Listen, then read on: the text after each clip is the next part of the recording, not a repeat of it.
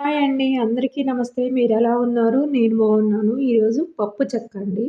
Cup పల్లీలు, cup బెల్లము తీసుకోవాలి. స్టవ్ వెలిగించుకొని, ప్యాన్ పెట్టుకొని, పల్లీలను వేసుకొని, పల్లీలను వేయించుకోవాలి. పల్లీలు వేగిన తరువాత స్టవ్ ఆఫ్ చేసుకొని, ఒక ప్లేట్‌లో పోసుకోవాలి. చల్లారిన తర్వాత పల్లీలపై పట్టు తీసుకోవాలండి. పట్టు తీసుకున్న పల్లీలు స్టవ్ వెలిగించుకొని, ప్యాన్ పెట్టుకొని, బెల్లంను వేసుకోవాలి. నేను పల్లీలకి ఒక కప్పుకి కప్పు బెల్లమే తీసుకున్నాను. మీరు ఎక్కువ తినేవాళ్ళు కప్పున్నర కూడా 2 కప్పులు తీసుకోవచ్చు.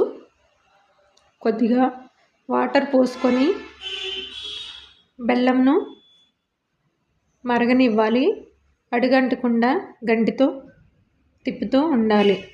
ఒక ప్లేటులో వాటర్ పోసుకొని పాకాన్ని వేసుకొని చూసుకోవాలండి. ఉండలా రావాలి. గట్టిగా ఉండలాగా వస్తే పాకం వచ్చినట్లు. గట్టిగా ఉండలాగా వచ్చింది. పల్లీలను వేసుకొని తిప్పుకోవాలి. పల్లీలు మొత్తం కలిసిన తర్వాత ఒక ప్లేట్లో నెయ్యి రాసుకొని ప్లేట్లో వేసుకోవాలండి.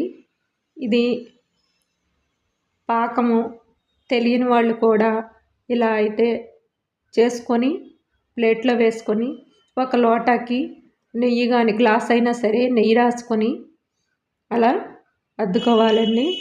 కొంతమంది వేడి పట్టలేరు కదా, అందుకని చాకుతో కోసుకోవాలి. వేడి మీద ఉండలుగా చేసుకునే వాళ్ళు ఉండలుగా చేసుకోవచ్చు. పల్లీలు పప్పు చెక్క అండి. చాలామంది తేలిగ్గా చేసుకోవాలి అనుకుంటే ఇలా పప్పు చెక్కలాగా చేసుకోవచ్చు. చల్లారిన తర్వాత తీసుకోవాలి. పప్పు చెక్క అండి. ఈ వీడియో నచ్చినట్లయితే లైక్ చేయండి, షేర్ చేయండి.